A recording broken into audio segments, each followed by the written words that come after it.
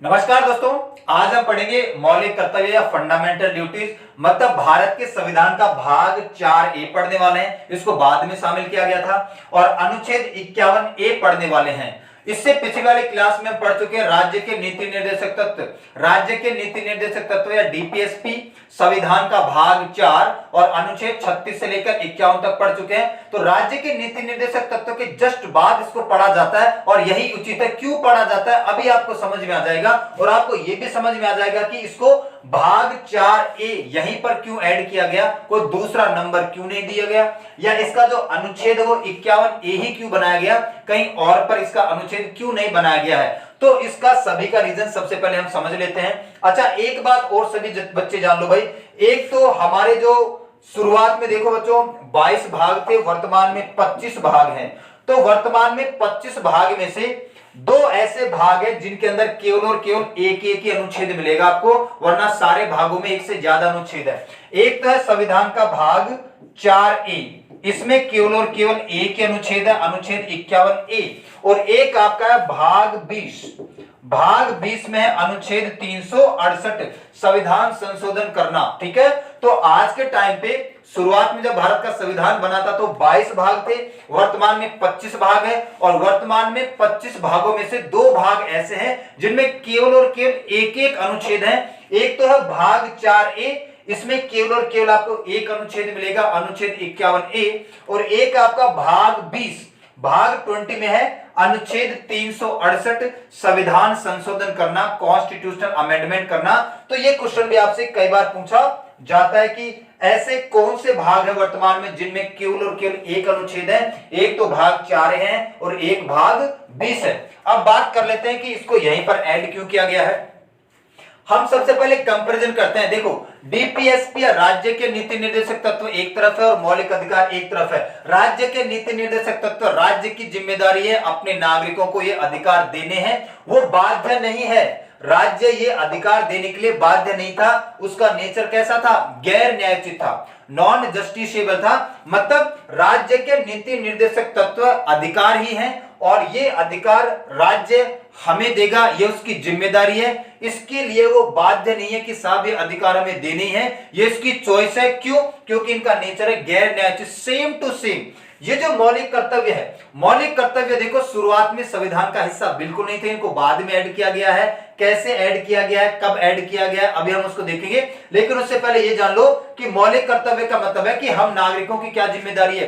भाई पूरी की पूरी जिम्मेदारी राज्य की थोड़ी है, हम नागरिकों की भी हमारे देश के प्रति कुछ जिम्मेदारी बनती है। अभी हम उन 11 जिम्मेदारियों को देखने वाले हैं। तो नागरिकों की जिम्मेदारी को हम क्या कहते हैं? मौलिक कर्तव्य, हमारा जो कर्तव्य है। और इसके लिए भी नागरिक बाध्य नहीं है, ये हमारी जिम्मेदारी जरूर है, लेकिन इस जिम्मेदारी को निभाने के लिए हमें कोई बाध्य नहीं कर सकता। हमें कोई ये नहीं कह सकता कि तू जबरदस्ती संविधान का सम्मान ही कर। हमें कोई ये नहीं कह सकता कि तू जबरदस्ती पर्यावरण को बचा। हमें कोई ये नहीं कह सकता कि तू जबरदस्ती पेड़ लगा। हमें कोई ये नहीं कह सकता कि तू अपने आसपास के एरिया में शांति स्थापित कर। हमसे जबरदस्ती कोई नहीं करवा सकता। हमारा भी नेचर कैसा है? गैर न्यायोचित है। तो राज्य के नीति निर्देशक तत्वों का भी नेचर या प्रकृति है गैर न्यायोचित, इनको जबरदस्ती लागू नहीं करवाया जा सकता। राज्य ये करने के लिए बाध्य नहीं है। और मौलिक कर्तव्य मतलब हम लोगों की जो जिम्मेदारी है उसके लिए भी हम लोग बाध्य नहीं है। ये हमारी जिम्मेदारी जरूर है, हमारा कर्तव्य जरूर है, लेकिन इस जिम्मेदारी के लिए हम बाध्य नहीं है कि हमें करना ही है। इसलिए इनका नेचर भी कैसा है? गैर न्यायोचित। तो इसका नेचर भी गैर न्यायोचित, इसका नेचर भी गैर न्यायोचित। ये राज्य की जिम्मेदारी है जो उसको निभाना है, वो बाध्य नहीं है निभाने के लिए। ये हम नागरिकों की जिम्मेदारी है जो हमें निभानी है, हम भी बाध्य नहीं है। तो इन दोनों का नेचर देखते हुए, इन दोनों के नेचर की प्रकृति को देखते हुए इनको यहीं पर ऐड कर दिया गया है। तो डीपीएसपी का क्या है? इसका है भाग 4। तो देखो भाग 4 के बाद क्या आएगा? भाग 5 आएगा। तो भाग 5 में तो क्या हो जाएगा? भारत संघ स्टार्ट हो जाएगा, हमारी संसद, राष्ट्रपति वगैरह सारा ढांचा स्टार्ट हो जाएगा। तो भाग 4A के बाद में नया भाग ऐड किया गया और इसका नाम रखा गया भाग 4A। भाग 4A, ठीक है। इसमें हम पढ़ते हैं अनुच्छेद 36 से लेकर 51 तक। ठीक है, भाग 4 के बाद भाग 5 आ जाता है और भाग 5 52 से स्टार्ट हो जाता है। तो उसको हमें पहले डालना है। तो हमने यहां पर अनुच्छेद बनाया 51A। तो रीजन आपको समझ में आ गया होगा। ये राज्य की जिम्मेदारी है जो राज्य को निभानी है, ये हम लोगों की जिम्मेदारी जो हमें निभानी है नागरिकों को। ये राज्य करने के लिए बाध्य नहीं है, ये हम करने के लिए बाध्य नहीं है, कोई जबरदस्ती नहीं करवा सकता। इनका नेचर कैसा है, गैर न्यायोचित, नॉन जस्टिसेबल है, न्यायालय द्वारा जबरदस्ती लागू नहीं करवाया जा सकता। इनका नेचर भी गैर न्यायोचित है, नॉन जस्टिसेबल है, हमसे भी कोई जबरदस्ती नहीं करवा सकता, हम अपनी मर्जी से करेंगे। ठीक है, तो ये है डीपीएसपी भाग 4 में। भाग 4 में 36 से लेकर 51 तक हमने पढ़ा, और भाग 4 के बाद स्टार्ट हो जाता है भाग 5। भाग 5 स्टार्ट हो जाता है अनुच्छेद 52 से लेकर 151 तक। तो इसके नेचर को देखते हुए हमें इसको यहीं पर शामिल करना है। उसके लिए फिर नया भाग बनाया गया भाग 4A, और नया अनुच्छेद ऐड किया गया अनुच्छेद 51A, इसलिए भाग 4A है, अनुच्छेद 51A है। अब हम बात करते हैं कि क्या फंडामेंटल राइट्स, क्या फंडामेंटल ड्यूटीज या मौलिक कर्तव्य। सबसे पहला क्वेश्चन ये देखता है कि क्या शुरुआत में हमारा संविधान का हिस्सा थे? बिल्कुल नहीं थे।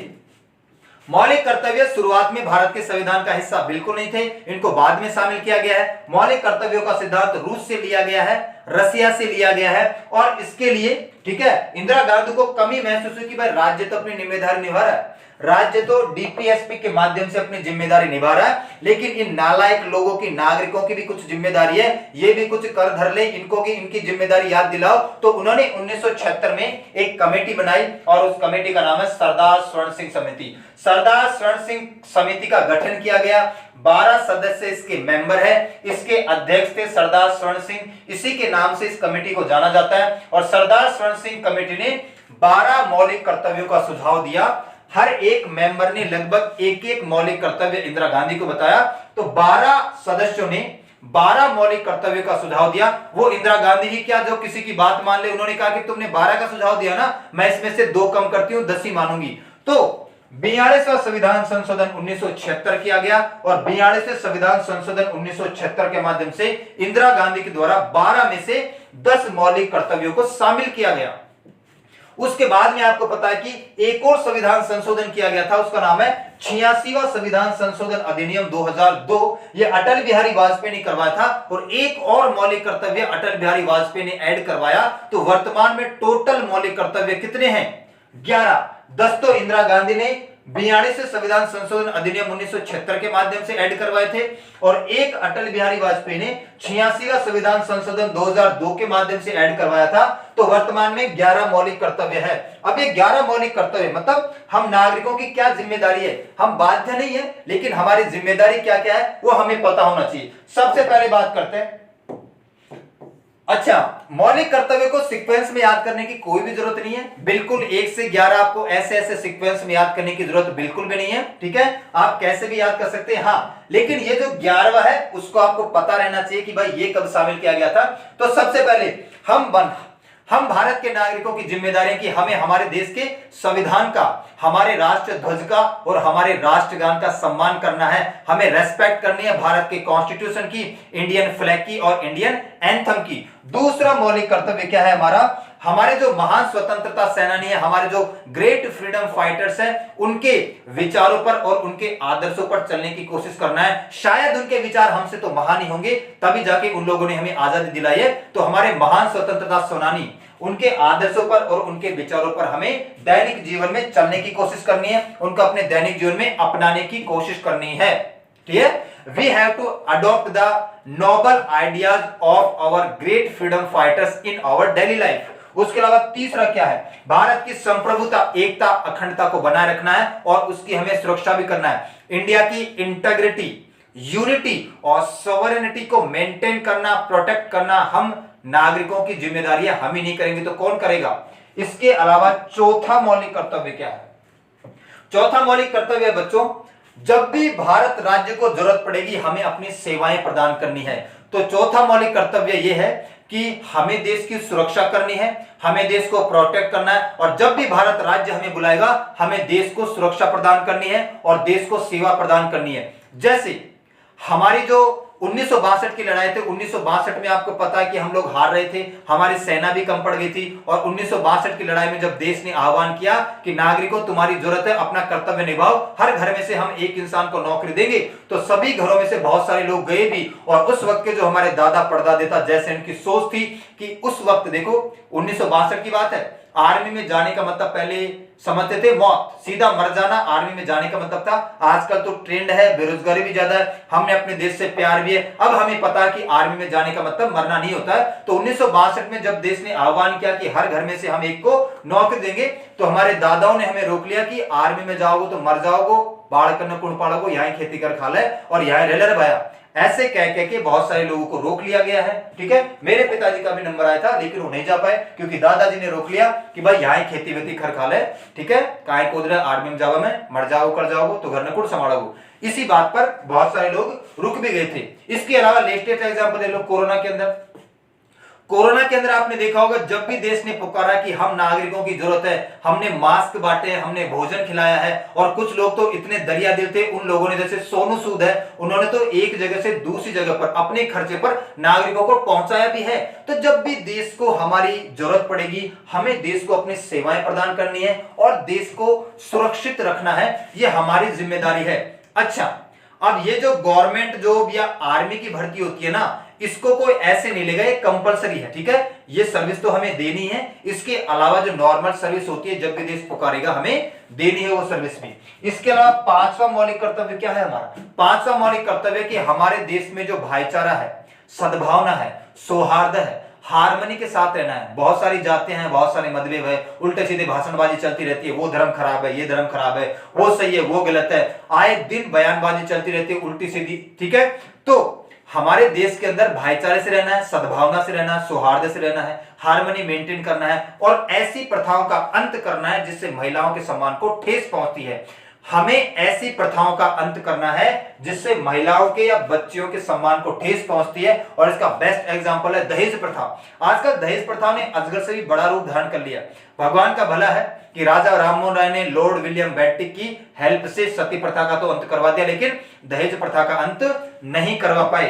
तो दहेज प्रथा इतनी विकट समस्या है कि अगर कोई गरीब आदमी है तो बच्चे की शादी नहीं कर पाता। जिस दिन घर में बच्ची पैदा हो गई उसी दिन से पैसे जोड़ना स्टार्ट कर देता है। ठीक है, और हमारा राज्य कोशिश भी करता है, जैसे राजस्थान राज्य में बच्ची पैदा हो जाती है तो आपको 50,000 रुपए मिलते हैं, 50,000 रुपए की बाइक ले आएंगे उड़ा देंगे, उस 50,000 रुपए को भाई अकाउंट में जमा करवा दे, जब वो बच्ची 20-25 साल की बड़ी होगी आराम से उसी पैसे में उसकी शादी हो जाएगी। लेकिन हम करते क्या, उल्टा काम कर देते हैं, पैसा मिला बाइक खरीद लिया या घर के काम में लगा दिया, उस 50,000 को आपको उस बच्ची के नाम से खाता खुलवा के डाल देना है, जब वो बच्ची शादी लायक होगी ना उसी पैसे में उसकी शादी हो जाएगी। ठीक है, तो भारत राज्य में हमारी जिम्मेदारी है ऐसी प्रथाओं का, ऐसी कुरीतियों का अंत करना जिससे महिलाओं के सम्मान को ठेस पहुंचे। आए दिन फालतू के लौंडे घूमते रहते हैं, इधर उधर बच्चों को ताड़ते रहते हैं। ठीक है, तो ऐसा नहीं करना है। ठीक है, ऐसा कोई कार्य या कृत्य मत करो जिससे बच्चियों के महिलाओं के सम्मान को ठेस पहुंचती है। छठा, हमारी ये भी जिम्मेदारी है कि हमें हमारी संस्कृति और विरासत को बचाना है। देखो,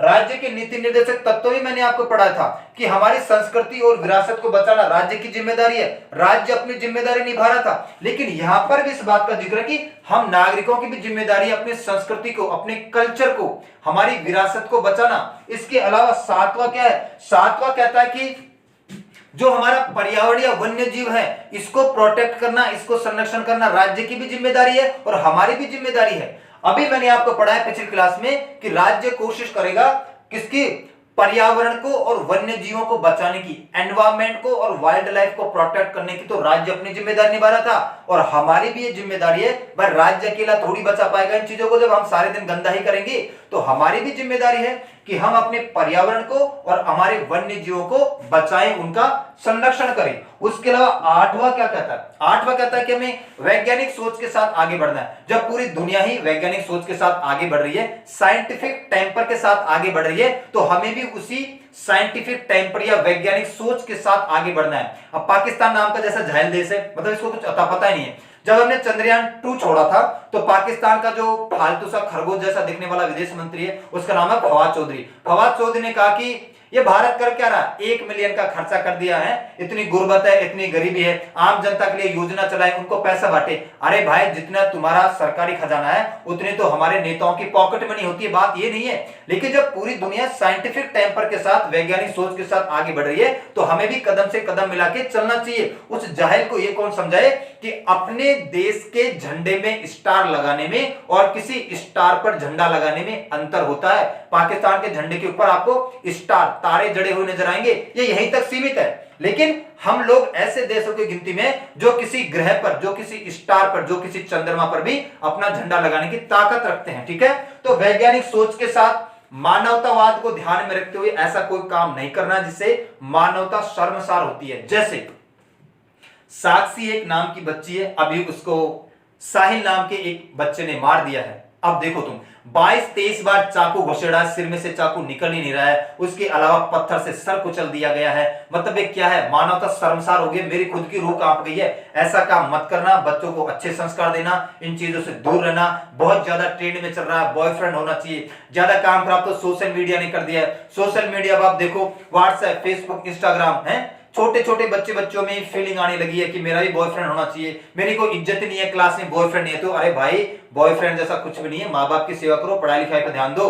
छोटे छोटे शहरों से बाहर आते हैं, शहर की चकाचौंध देख देते हैं, बावड़े हो जाते हैं यहाँ पे बच्चे आके। कहीं ना कहीं आपके संस्कारों की कमी है। अगर आपके संस्कार अच्छे हैं तो बच्चे भी अच्छे होंगे। तो संस्कार जरूर देना बच्चों को, भले मॉडर्न जमाना कितना भी आ गया है। ठीक है, तो ऐसा कोई भी काम नहीं करना जिससे मानवता शर्मसार हो, और हमेशा सुधार की भावना से, हमेशा सुधार की भावना से देश का विकास करना है। देश को हमेशा आगे ले जाने की कोशिश करनी है, देश को पीछे ले जाने की कोशिश कभी नहीं करनी है।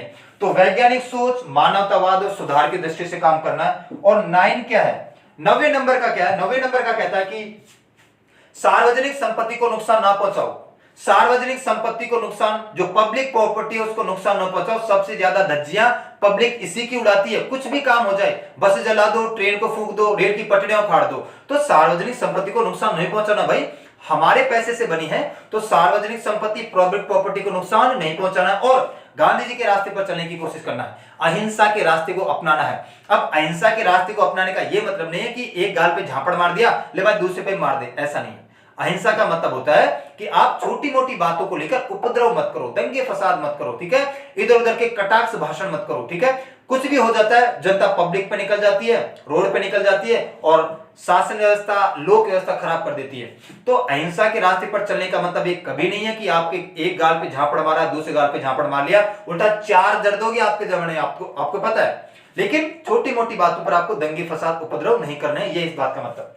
तो सार्वजनिक संपत्ति को नुकसान नहीं पहुंचाना है और अहिंसा के रास्ते पर चलना है। 10वां क्या कहता है, 10वां कहता है कि हम नागरिकों को, ठीक है, सांस्कृतिक और सार्वजनिक क्षेत्र, चाहे वो स्पोर्ट्स का क्षेत्र है, खेल का क्षेत्र हो, चाहे वो सांस्कृतिक क्षेत्र हो, कल्चरल प्रोग्राम हो, बढ़ चढ़कर जोश, उमंग, जज्बे, भाईचारे के साथ और पूरे के पूरे होश खरोश के साथ भाग लेना है और देश को नई ऊंचाइयों पर लेके जाना है। आपको पता है कि जब कोई गोल्ड मेडल जीतता है तो उस देश का राष्ट्रगान बजता है और पूरी दुनिया सुनती है। तो जितने भी सांस्कृतिक प्रोग्राम है, खेल से संबंधित प्रोग्राम है, इनके अंदर जोश खरोश उमंग के साथ भाग लेना है और देश का नाम रोशन करना। भाई हम ही नहीं करेंगे तो कौन नाम रोशन करेगा।